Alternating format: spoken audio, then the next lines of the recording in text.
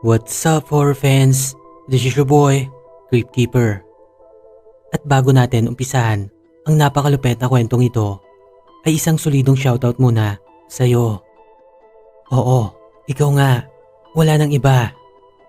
At kung hindi ka pa nakasubscribe, ay pindutin mo na ang subscribe button at isama mo na rin ang notification bell para lagi kang updated sa Creepy Noise Stories.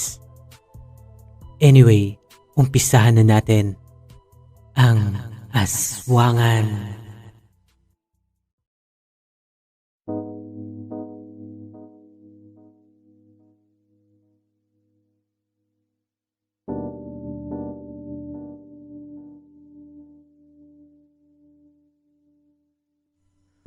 Ligtas kaming nakabalik sa mansyon at payapang lumipas ang ilang araw. Pero hindi pa rin mapayapa ang isipan namin ni Dante patungkol sa misteryosong lalaking tumapos kay Biburo. Ayon pa kay Dante ay nakaramdam daw siya ng panghihinayang dahil hindi sa mga kamay niya nagwakas ang buhay ni Biburo. Pero sa kabilang banda naman daw ay naibsan ang pangungulil at bighati na kanyang nadarama sa pagpanaw ng kanyang mga mahal sa buhay. Alam niya kasing pinagbayaran na yon ni Biburo. At dahil sa patuloy na pagkabalisa ni Dante, ay nagtungo ito sa mansyon upang makipagpulong kay Don Lupo. Muli ay pinag-usapan namin ang misteryosong lalaki. Bawat isa sa amin ay wala pa rin makasagot kung sino ba talaga ang nilalang na yon at bakit gusto nitong makuha ang karet ng amangwa. Hindi biro ang panganib na hatid niya kung sakaling muli siyang magpakita at piliting makuha ang karet mula sa pangangalaga ng mga alamid. Pinunong Lupo, ano po ang suwestyon nyo sa mga bagay na to? Kung papayag kayo, ay maaari niyong ipagkatiwala ang pangangalaga sa karet sa aming mga awangan. Nakakatiyak akong mas ligtas ang sandatang yon sa tore ni Ama. Sa ganong paraan ay hindi ito basta-basta makukuha ng kung sino man. Kung yan ang pinakamainam na gawin, sang-ayon ako, Pinunong Lupo. Pero baka naman kayo ang manganib kapag ginawa natin yan. Sa pakiwari ko ay wala naman makakapigil sa atin sa nilalang na yon maliban kay Ama. Kung sakasakali ay mapipilitan kaming gambalain ang hari ng mga awangan. Teka Don Lupo, hindi ko po kayo magets eh. Pwede po bang pakilinaw sa akin ang lahat? Gaano ba kalakas ang kapangyarihang taglay ng karit na yon? At saka, nasan ba talaga ang hari nyo? Ngayon ay nasagot na ang matagal ko ng katanungan kung nasan ba ang hari ng mga awangan at kung ano ang toring nakatayo sa loob ng bakuran ng mansyon. Kaya pala walang pinapalapit sa lugar na yon. Sa kadahilan ng doon mismo sa loob nun, nakahimlay ang hari ng mga awangan, ang haring si Kiros. Nagulat pa ako nang sabihin ni Don Lupo na natutulog lamang ang kanyang ama. Ang akala ko pa naman ay patay na yon. Marahil ay nagtataka kayo kung paano matulog yon. Simula nung episode 1 ni hindi pa nagpapakita ang Kiros na yon. Kahit ako nga naka-curious din. Ayon kay Don Lupo, tuwing ika-50 taon ay nahihimlay daw ang hari ng mga awangan sa toring yon sa loob ng 10 taon. Sa pamamagitan daw nun ay napananatili nito ang kanyang lakas at kapangyarihan. Siguro pati na yung kabataan. Ika nga nila, beauty rest. Ilang taon na din daw itong tulog, pero malapit na itong magising. Dagdag pa nila ay pili lang daw ang maaaring lumapit sa lugar na yon at hindi maaaring gambalain ang pagkakahimbing ng hari. Kung hindi, ay maaaring buhay mo ang maging kapalit. Nang tanungin ko naman kung gaano nakatanda ang hari, ay nabigla ako sa sinagot ng Don. Putya, nasa 600 taon na daw ang edad nito. So sa makatuwid, hindi pala nagpapalit ng hari ang mga awangan. Simulat sa pool ay si Haring Kiros na ang namumuno dito. Unti-unting sumakit ang ulo ko at tuluyan na ako nahilo nang mapagtahi-tahi ko ang mga pangyayari at mga katanungan sa isipan ko. Sana lang talaga mali ang espekulasyon ko. Sana hindi si Kiros ang aswang na hinahanap ko. Pero imposible naman din na siya yun. Bakit niya pag-aaksayahan ang buhay ng pamilya ko? At isa pa, kung kailangan niya lang kumain ng tao, syempre magpapautos na lang siya. Hindi yung siya pa mismo ang papas lang. Isa pa, hindi lang naman awangan, alamid, banakon at banyak ang lahi ng mga aswang. Nalaman ko din kasi kay Don Lupo na nasa 13 ang premyadong lahi ng mga aswang. Lahat daw ng yon ay nagtataglay ng mutya. Pera pa yung ibang lahi na mahihina. Ewan, naguguluhan na talaga ako. Sana lang talaga mali ang naiisip ko. Kinabukasan nga ay agad na nagdesisyon ang batang hari na ilipat na ang karet sa tori ni Kiros. Maingat ang pagkakahawak ng mga aswang sa lumang baul na style kabaong. Ano kayang itsura ng karet na yon? Napaisip tuloy ako. Malalim din ang pagkakabaon nito na nasa underground pa nga ng kaharian ng mga alamid. Sa palagay ko ay nasa ilang taon o dekada na itong nakabaon. Hirap na hirap ang mga alamid na bumubuhat sa malakabaong nitong lalagyan. Sadyang mabigat daw yon na kinailangang 10 pa sa kanila ang magbuhat. At dahil doon ay nagsuggest ako na sa hammer truck ko na lang yon isakay. Baka kasi maplatan pa sila kung sa kanila ikakarga ang bagay na yon. Nang akmang isasampa na nila yon ay hindi sinasadyang tuluyang bumigay na ang lagayan nito dahil na rin siguro sa kalumaan. Shit, nagasgasan na naman ang sasakyan ko. Nabatrip pa ako dahil ni isa ay wala man lang nagkusa sa kanila na iayos ang bumagsak na kabaong nun. Naglayuan pa nga sila na tila takot na takot nang tuluyang nawasak ang lalagyan nito. Iniluwa nun ang isang mahabang hawakan na may napakatalim na metal sa dulo. Dahan-dahanin nyo naman. Tignan nyo, nagasgasan na naman yung sasakyan ko. Gilier! Lumayo ka dyan! Wag! Iyo! Huwag mong hawakan yan! Shit! Huli na nang maalala kong hindi pala maaaring hawakan ang karet na to. At kahit na sino mang magtangka ay sigurado daw na malulusaw. Ang kaso, nasa kamay ko na yon at hindi ko na nagawang bitawan pa. Gano'n na lang ang kabog ng dibdib ko. Nang biglang may pagbukso akong nadama. Kakaiba talaga yon. Parang aura na hindi maintindihan. Namula ang buong paligid ng paningin ko at halos wala na akong makita.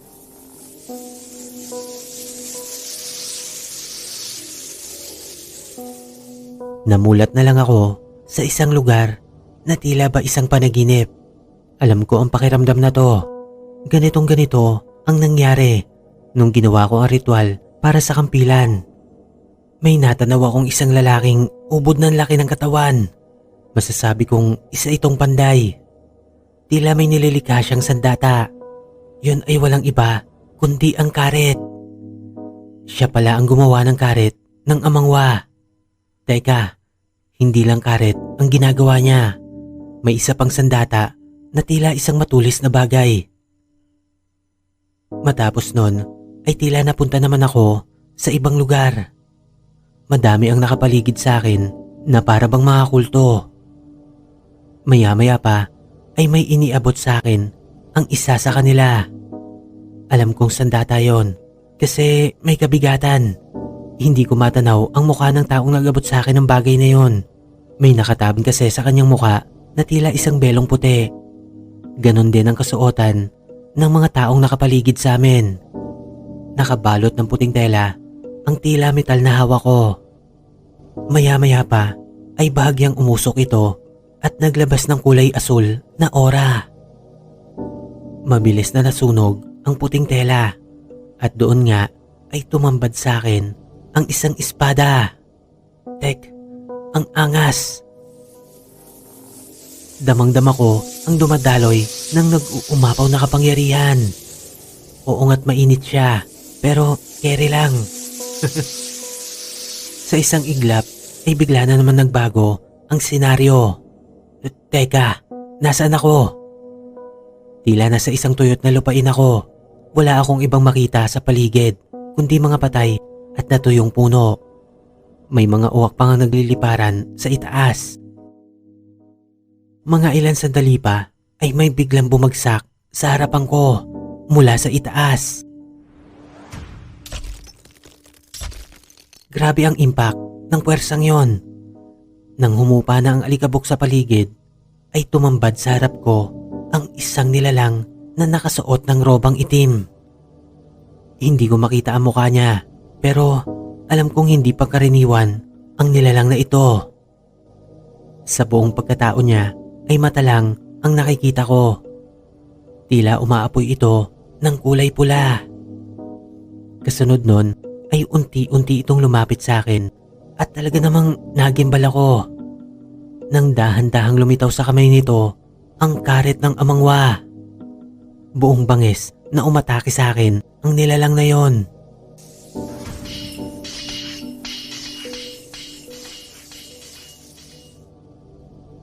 Nang mamulat ako, ay natanaw kong nakatitig ang lahat sa akin.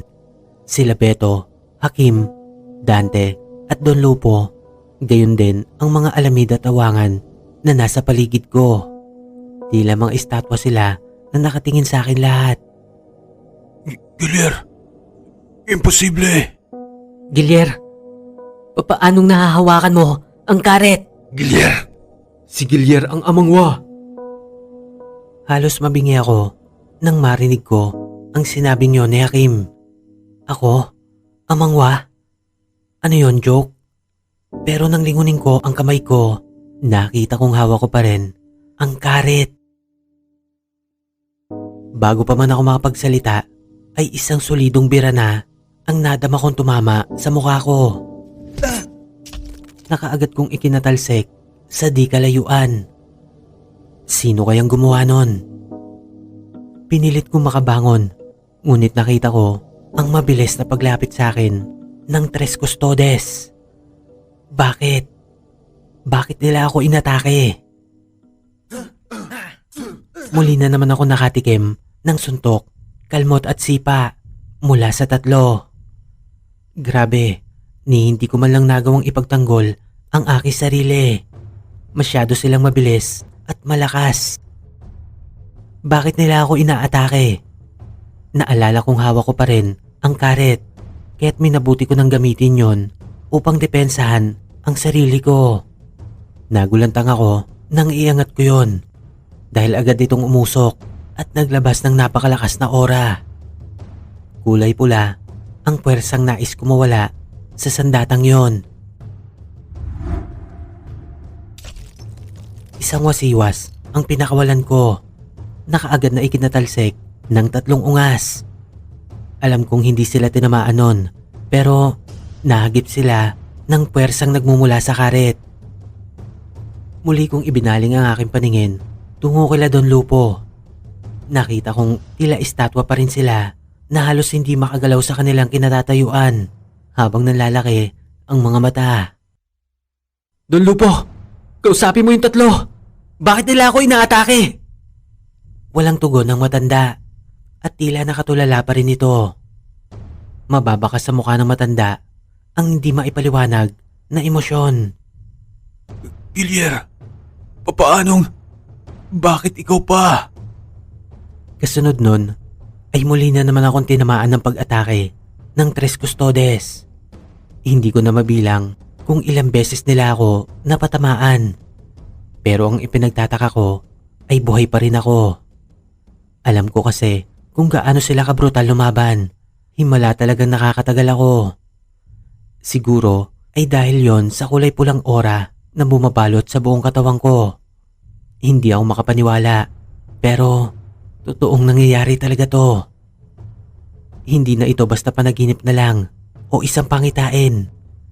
Dama ko rin kasi ang sakit ng katawan at mga sugat ko, dulot ng walang humpay na pag-atake ng 3. Dumating na sa punto na halos hindi na ako makabangon. Bugbog sarado na talaga ako. Doon ko nakita ang bangis ng muka ng 3. Nang lapitan ako ng mga ito, desidido na talaga silang tapusin ang buhay ko. Napagtanto ko na ang dahilan. Dahil nahawakan ko ang karet ng amangwa. Ni hindi man lang nila ako binigyan ng pagkakataon para makapagpaliwanag. Buong lakas pa rin nila akong inaatake. Dumating na sa punto na halos mamatay na ako. Kitang-kita ko kasi ang pag-arko ng matatalas nilang kuko patungo sa akin. Wala na akong nagawa kundi ipikit na lamang ang aking mga mata. Ngunit napamulagat na lang ako nang mapansin kong tila hindi natuloy ang pag-atake nilang yon. Nakita ko sa harap ko si Dante. Sinalag niya pala ng espada niya ang pag-ataking yon. Nadama ko din si Beto sa aking likuran. Sinalag niya din pala ang pag-atake ng isa pang kustodes. Dante! Beto! Wala akong pake kung ano ka pa, Gilier. Pero isa lang ang sisiguraduhin ko. Hindi ako papayag na tapusin ka nila. Gilier, tumakas na kayo ng Panginoon dati. Kami na ang bahala dito. Hindi. Hindi ko kayo iiwan dito.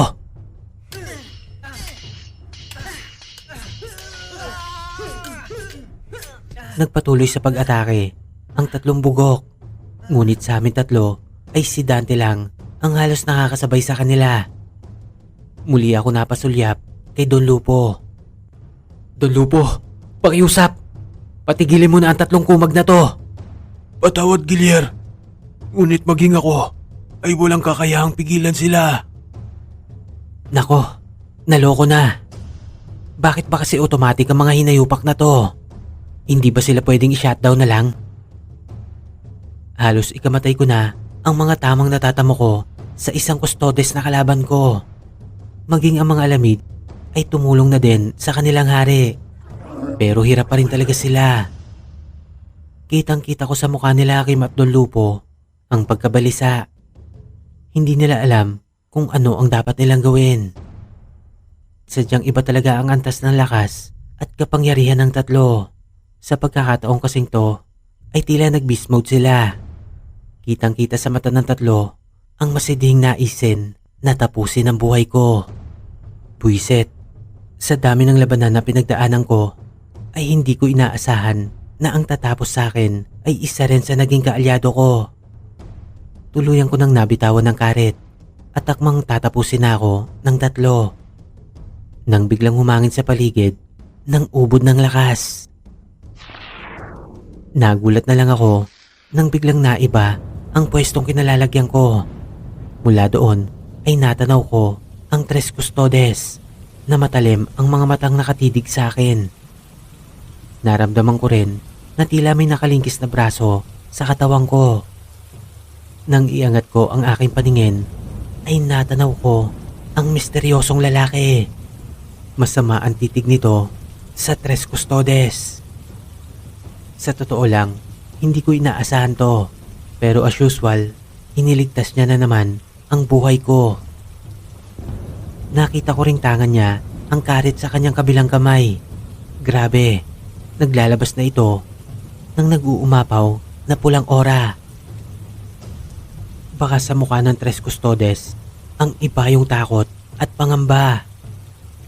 Putya, for the first time, nakita kong nagimbal ang tatlong bugok. Medyo namutla pa nga sila. Ang buong akala ko pa naman ay mapapakinabangan kayo ni Gilier. Pero kayo pala magiging panta sa kanya. Sabihin mo, sino ka? Anong klaseng nilalang ka? Mga tanga kayo kung hindi nyo alam kung ano ko. Isa kang amangwa? Ano? Imposible. Isa kang amangwa? Papaano? Oo. Nilinlang kayo ng hari niyong si Kiros. Hindi lang kayo ang nasasakupan niya, kundi ang buong lahi ng kaswangan. Kawawa naman kayo. Sino ka ba talaga? Bakit lagi mo na lang ako nililigtas? Nagulantang kaming lahat nang tanggalin ng lalaking yon ang kanyang maskara. Shit, para kaming pinagbiyak na bunga. Papaanong nangyari na magkamukha kami? Wala naman akong alam na may kakambal ako o ni kapatid man lang. Mag-isa lang akong pinalaki ng mga magulang ko. Sayang nga lang at maaga silang pumanaw. Pero ni minsan ay wala silang nabanggit na may kapatid ako. Papaanong nangyari to? Bakit tayo magkamukha? Sino ka ba talaga? Ako si Javier, ang nag-iisang kakambal mo, Gilier. At tayong dalawang amangwa. Ang itinakdang umubos sa lahi ng mga halimaw na to.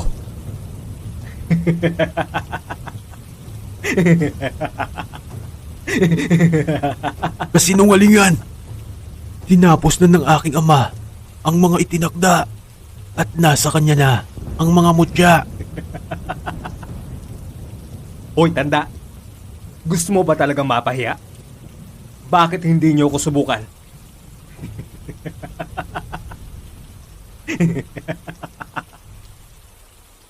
At kahit gisingin mo pang huwad niyong hari ay kayang-kaya ko kayong ubusin lahat.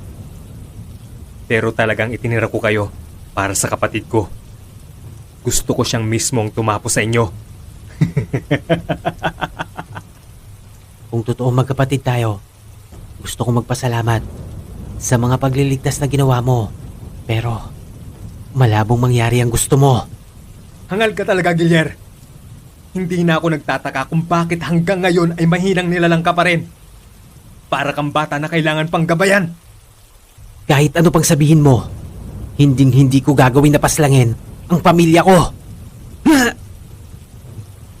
Akmang papalag ako upang makawala sa pagkakahawak ni Javier.